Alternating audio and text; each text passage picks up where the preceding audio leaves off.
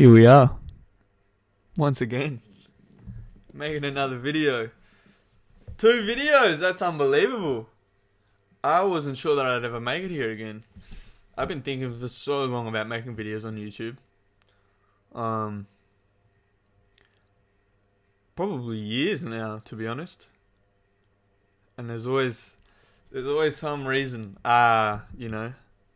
once I get here, but this needs to be taken care of first. But now I don't have the perfect setup. But now I don't have the perfect mic. But my camera is not really good enough. The quality won't really be there. No one will want to watch it anyway. There's just 1,000. I've broken through about 1,000 firewalls to get here. Of doubt, and we're here. So yeah, evolve or die. As the title portrays. So it's my first year off of Facebook, well, and Instagram too, really. But Instagram was a little later down the line. But basically, like my first full year without Facebook since, I suppose it would be its inception, which would have been 2010 or something like that. I think it was 2010. I remember... Oh, excuse me. I remember I was like a king of MySpace. I had that down pat. I was so devoted when everyone was going to Facebook. I was like, man, I've got my base here. I've got my identity here. I'm like levels ahead and setting it up, making it look cool. I had a lot of resistance to go onto Facebook, but hey, the network effect, which is one of the things I'll talk about a little later on. The network effect dragged me over to Facebook, really, and it was basically a severe addiction ever since. Which, like, when you're that young, so when we started it in 2010 or 2011, whenever it was, I mean, the level of ignorance is just a disgrace. I mean, yeah, you just don't even think of addiction and all the problems that come with it. You're just like, oh wow, like I can connect with people here, I can look cool here, I can get attention here, I can get girls off of here, I can stalk people on here. I mean, I can piss people off on here. I'm sure that I did plenty of that. I can start fights on here. I remember one time this Facebook must have been happening for too long at this point. Not at all. But I remember literally organising a fight with 2 dudes at my school. I swear down. There was like some tension in our science class between these 2 dudes. And I was kind of like vaguely friends with the both of them. I didn't really, but not to the point where I was like a true friend where I was like, come on guys, let's just sort it out. It was like, hey, the boys, you guys want to fight? And then they were talking a bit of trash on Facebook to one another. And so I just sort of chimed in, hey, you guys should fight, I reckon. And at that age, no one wants to back down. So of course they were going to be like, yeah, I'll fight. And then the others obviously not going to, on that platform in front of everyone, say, oh, no, actually I don't want to fight. He was like, all right, I'm going to do it too. So I organised a fight. I said, all right, this time at this place. And we had like the whole grade there, man. Well, not just our grade. We had multiple grades. It was huge. Yeah, one of the many tragedies of social media. But anyway, a year off of it was fantastic. It was absolutely fantastic. Way more comfortable with myself, I guess you'd say. You definitely compare yourself and your life less, because it's not, other people's lives aren't in your face all the time. So to an extent, you're just so focused on what's going on in your life. It's great. You focus on your own people in your own life, and I guess more the ones who care about you, the more the ones who support you than the people you want on social media, than the people that look like they've got it all together, that really hot girls or, yeah, you know what social media is like, just that fakeness. So yeah, the other thing as well, it really forced me to get out and meet people and talk to people. Like, if I wasn't getting that kind of stimulation and feedback from social media, then I essentially had to go out and get it face to face and talk to people more, and it was good. Even like if I'm on public transport or things like that, like I would just talk to people, or waiting in a shopping line, I would just talk to people more. I mean, it's as simple as that. And because I was like, all right, well, I'm off of social media, I jumped on this train. Like, I want everyone off here. Talk to me. Be real. Get off this fake shit. I guess if I even saw people on their phones and things like that, I'd be like, hey, motherfucker, what are you doing? Want to talk? Definitely more productive. There's no doubting that. You're way more productive. And I mean, just a little less paranoid, because if you look at now, I mean, it's way more known and obvious now, because I don't know if you've seen the documentary The Creepy Line. I hope you guys have. If you haven't seen it, I definitely recommend watching it. Like, I don't watch many documentaries or films, to be honest, but I really, really, really recommend that one. It's very eye-opening. I suppose I've not seen The Social Dilemma, but I would have to imagine they're fairly similar by nature, The Social Dilemma and The Creepy Line. So yeah, check that out. But I just felt more comfortable and less creeped out by all of those ads and things like that. Like, just knowing that fucking things are being recorded at all times. I just felt a little more at ease, I felt as though I had a little bit more privacy. Because essentially why I got off of social media, and I mean, I already knew that it was very addictive. I already knew that it caused issues with attention spans. I already knew that it would make you a bit more of an arsehole. I already knew it could make you a little more vain.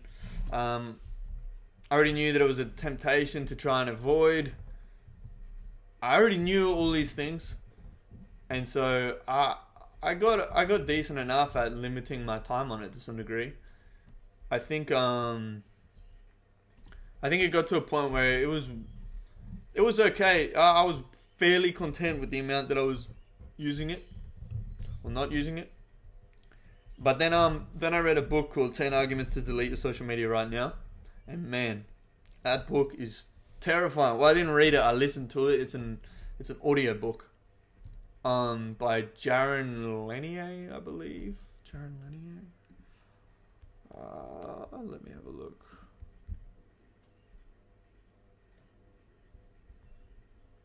Yeah, Jaron Lanier. Lanier. One of the best books I've ever read, to be honest. I want to say of all time, but I mean, I can't really claim that, given I've probably only read like maybe 15 books in my life. But I just make sure they're good ones. That's up there with like Jordan Peterson's 12 Rules for Life. Like, it's a game changing sort of thing. But basically, like, social media is at a level of malevolence that is like borderline unfathomable. I mean, the dude who wrote this book, Jaron Lanier, as I said, he used to work in Silicon Valley. He explains more of this in the book. I can't remember every nitty gritty detail of it, but he was pretty balls deep in that domain. Like, yeah, in the tech world. For those of you who don't know what Silicon Valley is, it's just like, I guess the way you describe it is it's like a physical place, but it'd be like the equivalent of Chinatown or something, but Silicon Valley is like the tech hub. Like, that's where all of the big dogs are with tech and social media, all that shit up there. Anyway, he was very balls deep in it, and I believe maybe helped set some of it up. I can't remember. But obviously he had some insights into the nature of social media. So they call it BUMMER, which is, I can't remember the full acronym, but the BUM aspect just stands for behavioral user modification.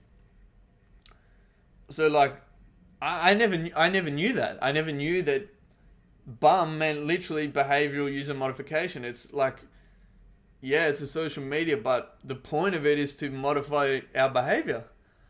And so even that, I was like, what the fuck? I knew it had the ability to do that to some degree, but the levels that it goes to is, yeah, it's on a whole nother level. So it's like, obviously, like I was mentioning just before, when you mention, I don't know, microphones, then obviously it pops up on your feed, sort of thing. It pops up on there. So obviously your data is being sold to advertisers. We all know that. But it's at a point where I always found this hard to explain when I was telling people IRL. But it's like, people go, oh, I don't really care. That's not my... I got nothing to hide. Like, that doesn't bother me. They can look at what they want. And I'm like, yeah, but that's... You got to understand that your data is still being used to enslave other people. And enslave might be too strong of a word. Maybe another way to put it could be you're decreasing people's amount of free will. Maybe we could put it that way. Because like, say, and this one's deep because it's like and I mean, I'm recording on a webcam right now, so who knows what is being fed where, but like, there's facial recognition going on all the time, so it's like you're getting your emotional reaction to things as well at the same time that you're clicking or not clicking or stopping to scroll or scrolling. So the algorithms are just on another level, and algorithms are constantly updating and changing. Like, it's a self-correcting phenomena. And so let's imagine there's let's just say 5,000 other people that are very much like me. They wear pink singlets on Fridays. They're into health like I am. A bunch of other stereotypes. They read books because they're so intelligent. Yeah. So imagine that. But then my when I hear about people saying about your privacy's being sold, you got no privacy, your data's being sold, blah blah blah. So let's just say my excuse is, oh well, I mean, I got nothing to hide, that's fine. Like, I don't really care. Like, at least things that are relevant to me show up for me to buy, whatever. Like, oh, it can work in my favor to an extent. It's like, yeah, I get that, and that's kind of true, but your behavior is being used to shape the behavior of the 4,999 other people who are very much like you. So it's like, they'll gather, and obviously it's not going to be just me, but the 3,000 other people, they have their behaviors. Then they'll ensure the algorithms get twisted and autocorrect to then shape the other 2,000 people that are like you. So it's like, they know exactly what to put on your feed at the exact moment for you to buy or not buy something. Or even to the point, I know this seems hard to believe, I'm not asking you to believe it, but it's what's happening, and they've proven this. That basically, they can influence political views. They can influence whether you even go out and vote or not. Like, and I know it talks about this in the book too, because it's like, there's probably a firewall in our minds to even knowing that we are being manipulated to that level. Like, oh, fuck off. Like, I know what I'm doing. I'm in control of my own behaviors here. Like, that isn't influencing me that much. It's like, man, it's so... Well, I mean, a lot of it's at a subconscious level too. So that's the reason why it's called subconscious, is because it's beneath your consciousness. So you might well say, well, that's not true. And I would notice it, but you don't, because it's subconscious. And like the algorithms are spitting out things on your feed that, well, basically aren't even real.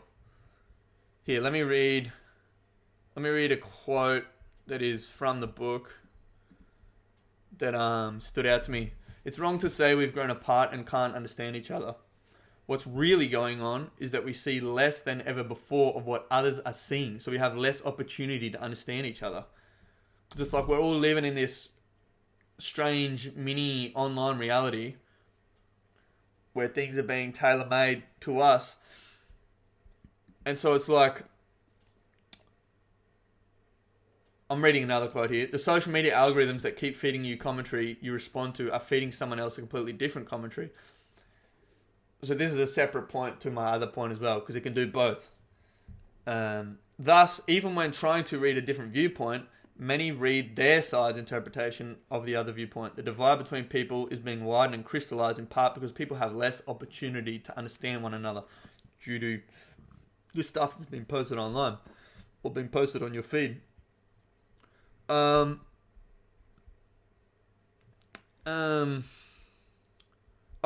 So another big thing that the book talks about is basically, if when you participate in online platforms you notice a nasty thing inside yourself, an insecurity, a sense of low self-esteem, a yearning to lash out, to swat someone down, then leave that platform. Simple.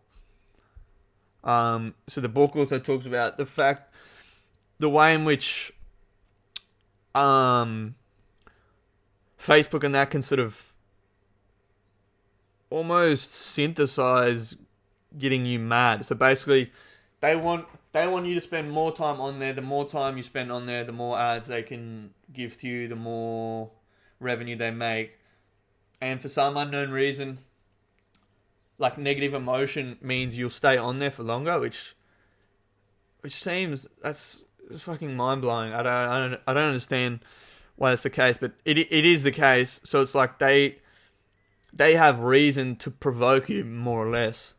And to be honest, like, I for sure notice myself being super fucking judgmental of myself and of others when I'm on these platforms as well. So there's another reason why I decided to get off. I feel like it almost enhanced my shadow self. Like, I just,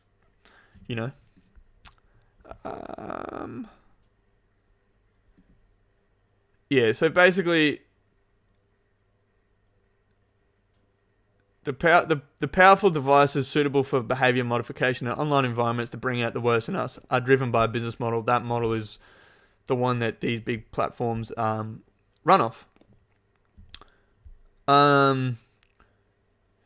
So I won't go too deep into the other reasons that the book talks about. So there's 10, obviously, as the title proclaims. I can't remember if I said the title. 10 arguments to delete social media right now. I think I did. So it's like, it's something along the lines of it's addictive, creates bigger assholes out of people. It's behavioral user modification. So like you're more, it's sort of, talks about how the fact you're more like a well-trained dog, whereas it says to be more like a cat. Meow. Because obviously cats are they're more innately themselves rather than being obedient idiots, basically. And that sounds terrible about dogs, because I love dogs to bits. They're like the most beautiful freaking creatures. But you get the point for the point's sake that dogs are pretty easily trained, and yeah, you can obviously we teach them to sit, shake, blah blah blah. In the human kingdom, that's not good to be like a dog. The business model is flawed. It's basically putting all the funds and all the money in the hands of the wrong people, the same people that are now censoring so much information and dictating what narratives are being told. So Facebook are kings of that. I think Instagram are pretty much doing the same too. They're doing the same stuff. My video's just stopped. I think that might be a sign to cut it here. I mean, we're 20 minutes deep. The point, let's just wrap it up. The point is, it's great being off of social media. You're a better human being. Your attention span's better. You're not being spied upon. You know your data isn't being used to enslave the rest of the population. You know your money isn't going into the wrong hands of the wrong people.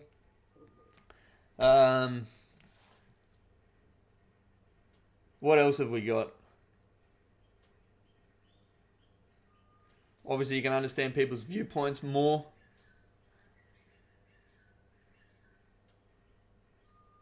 I'm having a blank here. I think that's good enough. You're more productive. But anyway, all I can say as well is to give the book a read or a listen. It's really, really, really mind-blowing. Very powerful stuff. Very well written as well. There's some comedic gold in there too. Like, it is pretty entertaining. But yeah, just educate yourself, man. Like the channel says, evolve or die. But yeah, I'm proud to have spent a year off of that stuff, and focus on my own life. And I have made great improvements in my own life too, to be honest with you.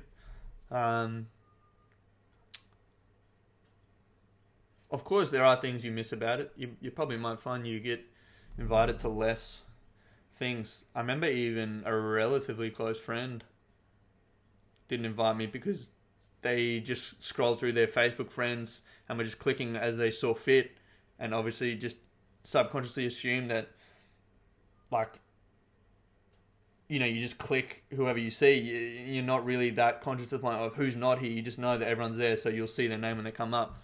So if my name doesn't come up, then I didn't get invited. But hey, things like that in the whole scheme of things are no big deal. I mean, you'll save money by not going out.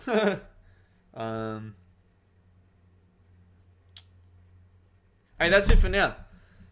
The video, I don't know why it's gone.